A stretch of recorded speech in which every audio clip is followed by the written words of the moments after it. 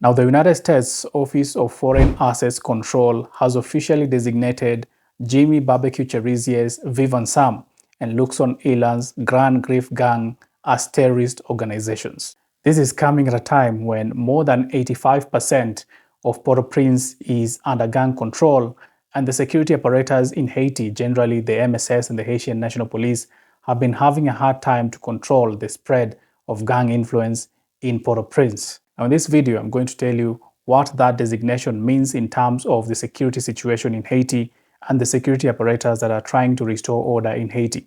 The MSS, the Haitian National Police, and the Haitian Army that are battling the gangs on different fronts in Haiti, trying to restore order in the country. What does now a terrorist organization mean in Haiti now that the Kenyans are there and they are fighting the Haitian gangs? Well, this is bona fide. If you haven't subscribed, kindly subscribe and hit that notification button so that when I release something new on Haiti, you get notified as soon as possible. The Haitian gangs are a direct threat to the US national security interests in the region.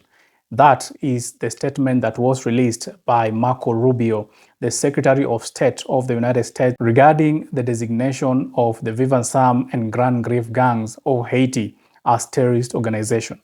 Now, what does this mean? This means that there will be a change in how the security apparatus will be approaching the Haitian gangs. It also means that there will be a difference in how businesses will be interacting, as well as the Haitian people and aid workers, how they will be interacting with the Haitian gangs or gang-controlled territories in Port-au-Prince and the larger Haiti. In terms of security, the Kenyans have been in Haiti. They are supporting the Haitian National Police, as well as other countries that are making up the multinational security support mission in Haiti. They have been fighting the Haitian gangs, and we know 2 Kenyans have lost their lives because of this fight in Haiti. And right now, as the Haitian gangs are no longer considered as criminal gangs, they are now terrorist organizations. It means that the international forces will now treat the gangs in Haiti as a high-level security threat when they are interacting with the gangs in these gang-controlled regions. It also means that now this allows the security apparatus in Haiti to use lethal weapons against gangs and gang interests in Haiti in places where these gangs have taken a foothold in Port-au-Prince, in the Artibonite, and other places in Haiti. Well, recently we've seen the Haitian police using drones to fight the Haitian gangs. Well, now that will be justified because they will say that we are now fighting terrorists in our country. It means that we can use any weapon at our disposal so that we can quell the conflict in Haiti. We can make sure that the aggressors are not fighting against the police. And now the usage of drones perhaps will now increase. We'll now see usage of other tactical measures that are lethal against the gangs by the Haitian National Police, as well as now the MSS will now have that permission to use lethal force against the Haitian gangs that have now been designated as terrorist organizations. The designation could also open the doors for targeted arrests or intelligence operations or asset freezes in regarding to people who have been assisting the Haitian gangs or people who are very close to what is happening in Haiti in terms of assisting the Haitian gangs to do whatever they are doing in Haiti. So this designation is not only in paper, it is supposed to be seen with how the interactions will go on now from here, as the time that now the Haitian gangs have transitioned from being considered as criminal gangs to now high-level security threats and terrorists, according to the United States. Well, in terms of doing business, and we know that there are some businesses in Haiti that have been closely linked with gangs, and there are some businesses also overseas beyond Haiti, some in the United States, people doing businesses with the gangs in Haiti in terms of selling arms, in terms of facilitating the sale of arms, in terms of assisting in supply chain to the gangs. That means that those people who will be in any way close to business dealings with gangs in Haiti will be assisting terrorist organizations, and that will be perceived as high crime in the United States. And of course, if the United States has designated a particular group as a terrorist organization, most countries that are allied to the United States are going to follow suit to designate these people and organizations as terrorist organizations, meaning that it will be very, very hard to deal business with the Viv Ansanm or the Grand Grave Gang in Haiti. And it is not businesses and security-wise only. The designation as a terrorist organization also impedes in terms of aid. Giving aid to gang-controlled regions will now be even tougher, as now these aid groups will be going to places where gangs are benefiting from. Therefore, perhaps they will be needed to pay taxes to the gangs.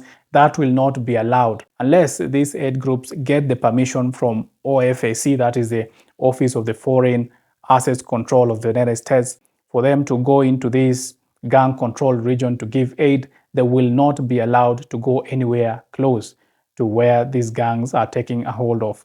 And you know, this is now more than 85% of Port-au-Prince, where the gangs have taken the authority and they're controlling these huge parts of Port-au-Prince.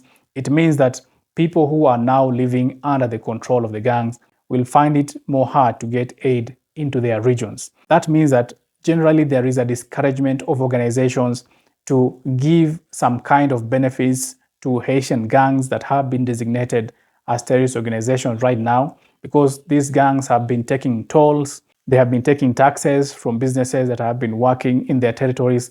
All that now has been discouraged by this designation as terrorist organizations. In one way, if you give a coin to the organizations in Haiti right now, gang organizations in Haiti, you will be financing terrorism in Haiti. Well, this is perceived as a step forward by those who are supporting the United States in fighting the gangs in Haiti, as well as the MSS mission in Haiti. It is also important to note that frozen U.S. funding for security efforts and the dismantling of the U.S. Agency for International Development, as well as other cuts, also complicate the situation. This is the Trump administration that has been very, very vocal about cutting federal funding that is not perceived as very beneficial to the United States taxpayer. You know, they froze quite a big chunk of the monies that were being used by the MSS in fighting the Haitian gangs. It is also important to note that as this is now fronted as a diplomatic measure to curtail the spread of gangs in Haiti, the people like Jimmy Barbecue Cherizier and Luxon Ilan had already been sanctioned by the United Nations. But yet we can see that the first quarter of 2025, the armed gangs in Haiti have made significant gains, and the MSS and HNP have been unable to hold off the advances of heavily armed and well-funded gangs in Haiti. The supply of these gangs has continuously been replenished time and time again. The Asian gangs have been on TV coming out saying that we have these gangs, we have these sophisticated weapons, they are still coming in to our hands, even as they have been sanctioned by the UN. So it is important to note that the impact of this designation as terrorist organization is still unclear, as most of these organizations and personalities had already been sanctioned by major organizations and countries across the world. Well, I will keep you informed of the latest of what is happening in Haiti. Keep it bona fide.